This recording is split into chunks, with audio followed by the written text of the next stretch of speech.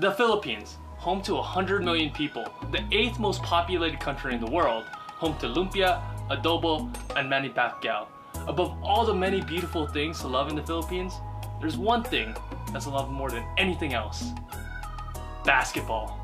There isn't anything quite like it. This country is obsessed, no, addicted to basketball.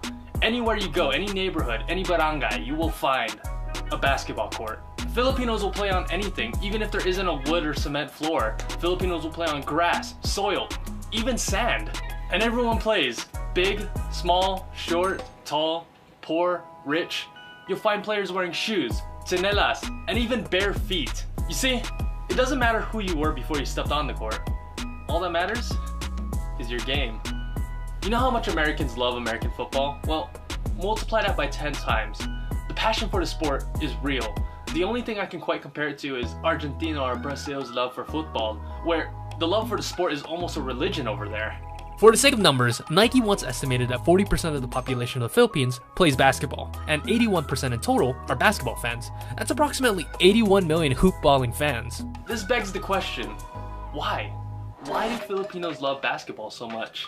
Well, there's the obvious answer, duh, because it's fun. Alright, case closed. Thanks for watching my video. Subscribe and hit that notification bell for No, that's not a good enough answer. Because you know what else is fun? Football, or soccer for my American viewers.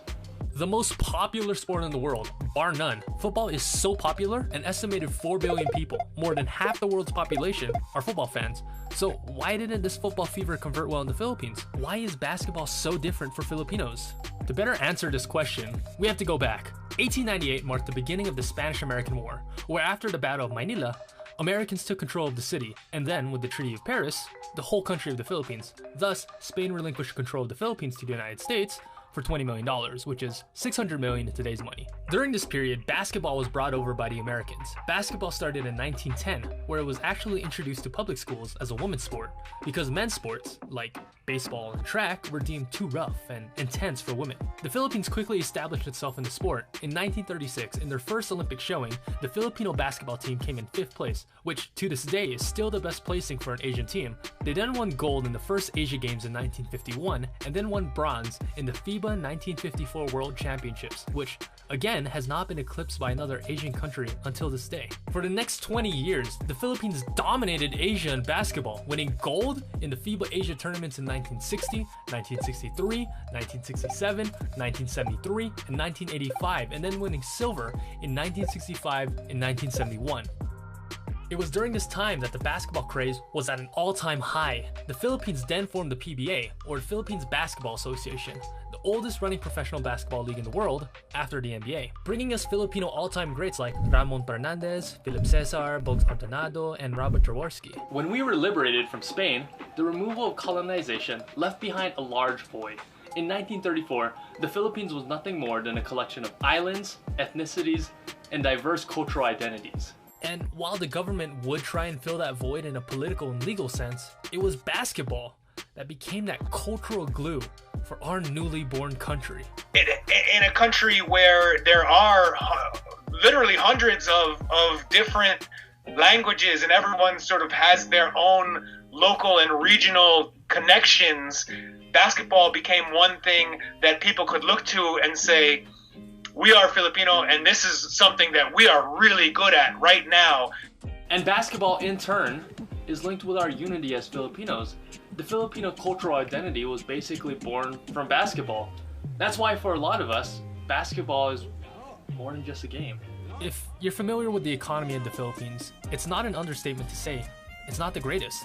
Most of the time you die in the same economic status that you were born in. The state of the economy makes it hard to advance socially and financially. This is where basketball comes in. Ryan Ref from kcet.org states, professional basketball offers a means to ascend the Filipino social ladder in ways that it doesn't elsewhere. Former PBA players go on to elected office, television and film stardom, or business success. For boys, basketball serves as a rite of passage, strategy for achieving masculinity, and a way to bypass economic barriers. Everybody plays and watches the sport, from the poorest Manila trader to its wealthiest businessman.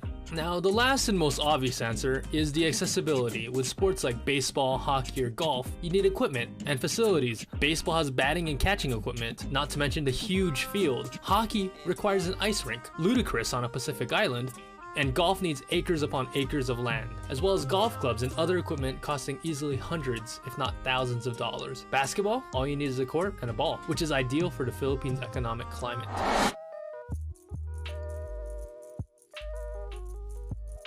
As of today, the Philippines is ranked 31st out of 165 countries. This makes them the third highest ranked Asian country. How did a country that was basically born from basketball and went from dominating the rest of Asia to 31st place? There are many reasons, and the most obvious answer might be the biggest, or in this case, the smallest.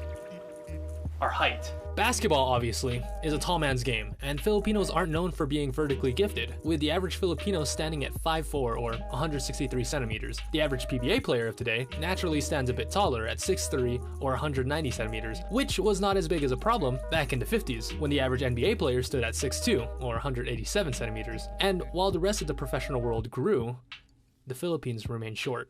Today, the average NBA player measures 6'7" or 200 centimeters, with forwards easily surpassing that. Could you imagine how well the standard PBA player would fare against someone like Shaquille O'Neal, who in his prime stood at 7'1" and weighed in at 300 pounds? At that difference, he would absolutely feast in the paint, and there wouldn't be anything a Filipino player could do except foul him and pray that he misses free throws. With the rest of the world making great strides in basketball, the Philippines has one dream that burns bright in a lot of people's hearts: having a homegrown Filipino playing the NBA. Now, the NBA is clearly the meridian of professional basketball. There is no higher level of basketball. Granted, there have been players with Filipino blood in the NBA. Raymond Townsend became the first Filipino to ever play in the NBA, playing for the Golden State Warriors in 1978. We also have Jordan Clarkson, who started his career on the Lakers and currently plays for the Cavaliers. And as a joke, a lot of Filipinos like to include Nate Robinson, whose great-great-grandfather was Filipino, which comes out to about 6%. That makes him an honorary Filipino, I guess? But we still find ourselves waiting for our own Stefan Troc or Manny Pacquiao to grace the courts of professional American basketball. Will there ever be a native homegrown Filipino NBA player? Many have tried, notably Japeth Aguilar and Bobby Ray Parks Jr. of the PBA. Bobby actually played for the Texas Legends in the NBA G League, but none yet who have made it into the big leagues. I was actually able to speak with Raymond Townsend, the first Filipino basketball player to ever play in the NBA. Is a Filipino who's considered one of the best players in the history of the PBA going to put his reputation out there to possibly get cut by the Brooklyn Nets or the Orlando Magic or Sacramento Kings or the Phoenix Suns? Yeah. Are they going to sit there and have the rest of their life, so-and-so is one of the best Filipinos to ever play in the PBA, but Can't even make the NBA. But could never make the NBA and got cut in 2025 with the Phoenix Suns. So it's not a question of talent, it's a question of like fear or courage.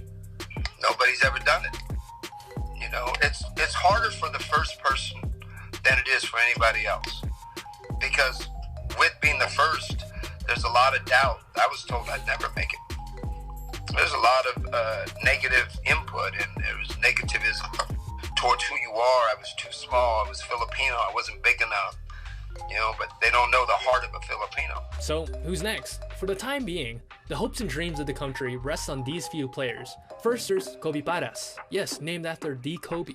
His father was a PBA player and claimed the title of the youngest MVP of all time, having been born in the ball life. He basically eats, breathes, and lives basketball. He had a stint with Creighton and CSUN, and even once dunked on LeBron.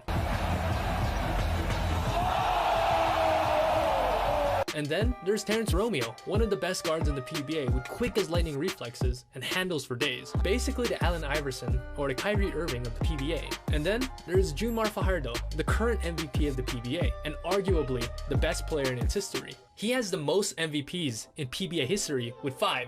He has amazing talent, and if he ever wanted to, critics say he would have a good shot in the NBA. However, most people agree it's gonna be this kid. Atene's 7'1" wonder kid Kai Soto. Teen basketball sensation Kai Soto. Kai Soto. The best bet has to be Kai Soto. 16-year-old Kai Soto.